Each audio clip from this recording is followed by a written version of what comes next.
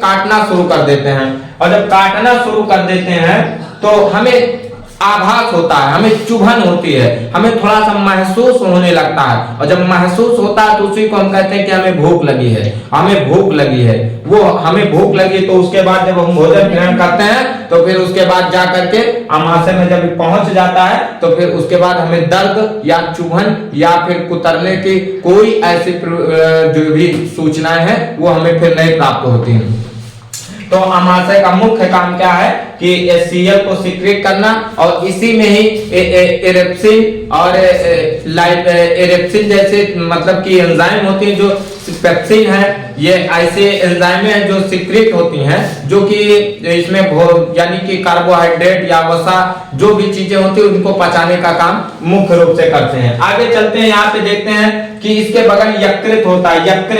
यकृत ये एक लीवर या इसे हम कहते हैं जिगर भी कहते हैं, यह यकृत लीवर के नाम से भी जाना जाता है। यकृत का बहुत बड़ा मुख्य रोल होता है। यकृत का काम होता है कि अमोनिया को जो मतलब कि जो अमोनिया होती है उसको, जो टॉक्सिन होता है उसको यूरिया में कन्वर्टित करने का काम यकृत का होता है। और इसमें जो है ब्लड का भी काम क्या होता है, बनता है। इसमें भी रुधिर का भी कार्य होता है। तो इसमें पित्ताशय भी पाया जाता है। पित्ताशय से पित्त रस का श्रावण होता है, और पित्त रस का जो रंग होता है वो बिलिरुबिन का, यानी कि बिलिरुबिन भी के नाम से जानते हैं पित्त रस को, और उसका जो रंग होता है वो पीले कलर का होता है।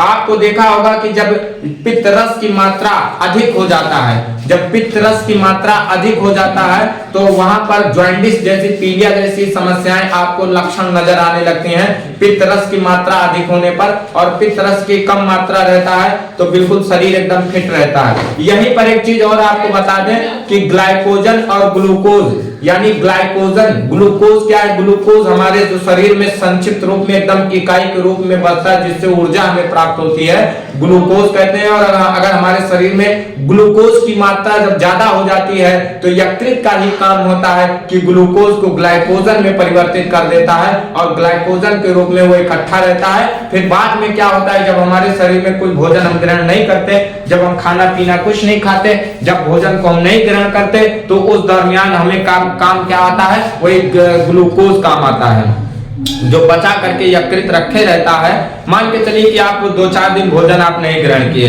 2-4 दिन भोजन आपने नहीं खाया, तब भी आप जीवित रहते हैं। क्यों जीवित रहते हैं? क्योंकि ग्लूकोज को ग्लाइकोजन में परिवर्तित करके ये हमारा यकृत रखे रहता है, और उसके बाद जब 4-5 दिन हम भोजन नहीं खाते तो वही ग्लाइकोजन को फिर से ग्लूकोज में परिवर्तित करके हमारे शरीर को ऊर्जा प्रदान करने का काम यकृत करता है। हमारा जो ये क्या है, ये भाग यकृत करता है। इसके बाद आता है जो भाग जिसको हम ग्रहणी कहते हैं, ग्रहणी जिसको हम छोटी आंत कहते हैं। छोटी आंत की लंबाई लगभग 6 से 6.5 मीटर लगभग लंबाई इसकी होती है, और सबसे ज्यादा भोजन का पचने का काम छोटी आंत में होता है, छोटी ही आंत में। हाँ, हमने सही कहा आपको कि सबसे ज्यादा भोजन का पचने का काम छोटी आंत में होती है, छोटी आंत में ही होता है, और छोटी आंत में भोजन का पचने का काम करता है। और इसी छोटी आंत में छोटी छोटी एक एल्वोलाई पाई जाती हैं, और तमाम एल्वोलाई की संख्या में पाया जाता है।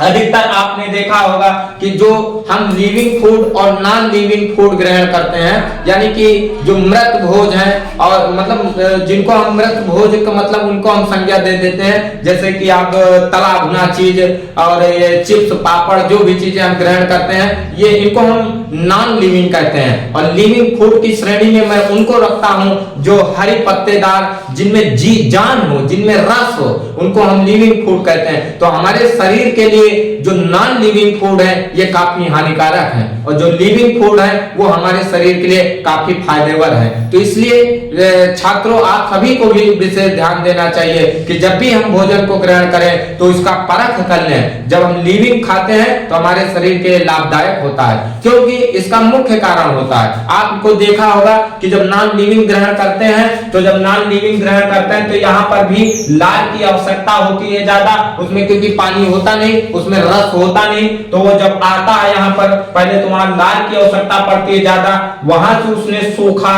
फिर उसके बाद पेट में, फिर उसके बाद ये आंत में आती है, छोटी आंत में। तो छोटी आंत में क्या होता है कि रस युक्त तो कोई भोजन होता है नहीं ये, तो उसमें होता क्या है कि जो एल्वोलाई होती हैं, वो एल्वोलाई उसको क्या करता है, एल्वोलाई उसी उन टुकड़ों को जो नॉन लिविंग उसको भी घसीट करके भोजन के खींच लेता है, यानी एब्जॉर्ब कर लेता है, अवशोषित कर लेता है और उसके बाद ले जा करके रुधिर में बहा देता है। और लिविंग फूड का तात्पर्य है कि लिविंग फूड जो होते हैं बिल्कुल उसमें रस होता है और वो हमारे शरीर के लिए फायदेमंद भी होते हैं। तो इसका हमें विशेष ध्यान देना होता है कि हमें नॉन लिविंग और लिविंग फूड का भी ग्रहण करने से पहले परख लेना चाहिए। हमें लिविंग फूड ज्यादातर जीवित भोजन हमें ग्रहण करने चाहिए, इसी जैसे साग सब्जी, तो इससे हमारे शरीर में कोई विकार भी नहीं उत्पन्न होता है। फिर उसके बाद आगे आते हैं तो ये छोटी आंत का ये पूरा मुख्य काम होता है। इसके बाद आता है बड़ी आंत। इसके बाद जो होती है जिसको हम कहते हैं बड़ी आंत। बड़ी आंत की लंबाई लगभग 1.5 मीटर होती है।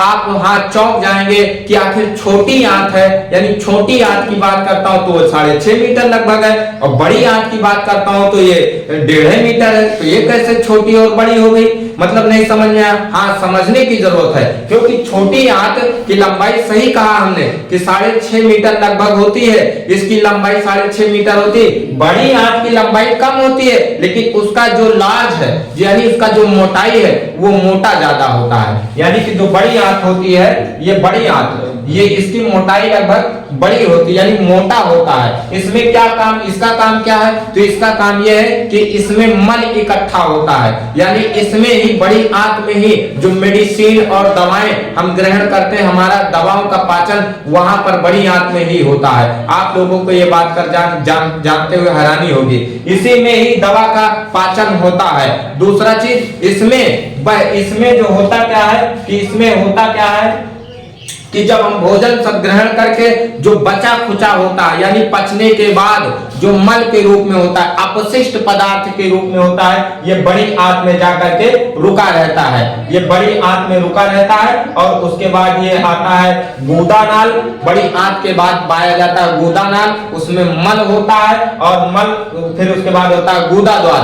मल जो होता है वो गुदा द्वार के माध्यम से बाहर निकल जाता है। तो इस तरीके से हमारे शरीर का पूरा पाचन होता है, यानी भोजन का किस तरीके से हमारे शरीर में पाचन होता है और कौन कौन से पाचन तंत्र में जो मतलब पाचन तंत्र में जो पाचन अंग है उनकी क्या भूमिका है और पाचक जो ग्रंथियां उनकी क्या भूमिका है। तो पाचक ग्रंथियों में मैंने यकृत का जिक्र किया। उसके बाद आपको बता दें यहाँ पर ये जो पाया जा रहा है अग्नाशय, जिसको हम पैनक्रियास कहते हैं। इस अग्नाशय जिसको हम पैनक्रियास कहते हैं, इसी में से एक हार्मोन्स भी सिक्रेट होता है जिसको हम इंसुलिन कहते हैं। इसमें से इंसुलिन हार्मोन सिक्रेट होता है। इंसुलिन हार्मोन का हमारे जीवन में बहुत बड़ा प्रभाव पड़ता है, हमारे शरीर पर बहुत बड़ा प्रभाव पड़ता है। अगर इंसुलिन लिखते हैं, इंसुलिन, ये इंसुलिन हार्मोन पाया जाता है। इंसुलिन हार्मोन का काम क्या है कि इंसुलिन हार्मोन का काम है कि कार्बो यानी कि मीठी शर्करा को, मीठी चीज को वो अम्ल में परिवर्तित कर देता है। इंसुलिन मीठी चीज को अम्ल में परिवर्तित कर देता है, जिससे कि हमारे रक्त में सीधे सीधे मीठा चीज ना पहुंचे। क्योंकि हमारे शरीर में होता क्या है कि कुछ चीजों को प्रत्यक्ष रूप या डायरेक्ट रूप से नहीं ग्रहण करते, वो उसको रासायनिक चीजों में परिवर्तित करके हमारा शरीर ग्रहण करता है। ये प्रकृति की अद्भुत चीजें हैं। बहुत सी ऐसी चीजें हैं जिनको हम प्रत्यक्ष रूप से हमारा शरीर नहीं ग्रहण करता, उसको हम किस रूप में ग्रहण करता, रासायनिक रूप में। जैसे कि अगर हमने पत्तेदार, गोभीदार या पत्तेदार जो भी चीजें हम सब्जियां ग्रहण करते हैं तो उसमें आयरन पाया जाता है, तो वो आयरन को स्वीकार करता है, ना कि पत्तेदार उसको जो पत्तेदार साग सब्जियां हैं। जैसे कि मान के चलिए कि हम टमाटर ग्रहण करते हैं, हम नींबू ग्रहण करते हैं, तो नींबू को हम इस तरीके में विटामिन सी के रूप में हमारे अंदर नींबू का जो विटामिन सी होता है उसको हम अपने शरीर में ग्रहण करते हैं। उसमें से जो इकाई होती है यानी कि कन्वर्टेड भोज्य पदार्थ, उसको हम ग्रहण करते हैं। बात करते हैं कि जल में घुलनशील विटामिन की,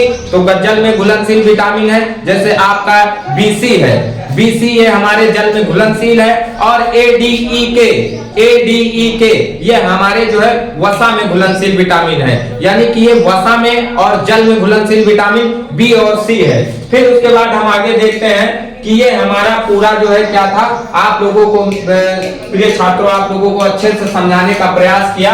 ये पूरा मानव का पाचन तंत्र है, ये आहार नाल सिस्टम मैंने पूरा बताने का प्रयास किया। यहाँ पर एक चीज मैं भूल गया, बता देता हूँ आखिरी में चलते चलते। ये परिशेषिका, जिसको हम अपेंडिक्स नाम से जानते हैं, परिशेषिका आज के समय में ये विलुप्त हो चुकी है, लेकिन पाया जाता है इसका कोई काम नहीं है। पहले होता था प्राचीन काल में पूर्वजों को, यानी पूर्वज जो थे पहले, जो चिंपैंजी या जानवर के रूप में पाए जाते थे, उनमें सब में सब बहुत मुख्य भूमिका था, या जो पहले के आदिमानव जैसे लोग पाए जाते थे, क्योंकि अन्य भोजन उस समय नहीं था। उस समय कंदमूल जल खा करके तो अपना जीवन लोग व्यतीत करते थे, तो इस वजह से परिशेषिका पाया जाता था। परिशेषिका का मुख्य काम क्या होता था कि जो घास पत्तियां, जो भी वनस्पतियां की चीजें होती, कंदमूल जड़ें, उनको ये पचाने का काम करता था, उनको पचाने का काम परिशेषिका करता था। आज के समय में ये हमारे शरीर में है तो, लेकिन ये बिल्कुल निष्क्रिय है, इसकी कोई सक्रियता नहीं है। ये अपेंडिक्स है, ये अपेंडिक्स। तो ये आप लोगों को आशा है कि पूरा जितना भी था ये पाचन तंत्र, मानव का पाचन तंत्र आपको समझ में आ गया होगा।